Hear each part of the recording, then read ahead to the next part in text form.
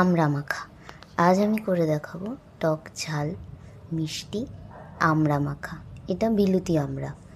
এটা আমরা স্কুলে আলু কাবলি কাকুর কাছে খুব খেতাম, দারুণ লাগতো জানো তো। তোমরা কারা কারা খেয়েছো অবশ্যই কমেন্ট করে জানাবে। আমড়াটা প্রথমে ধুয়ে কেটে নিয়ে সরু সরু স্লাইস করে কেটে নেবে। যত পাতলা হবে তত খেতে মজা লাগবে।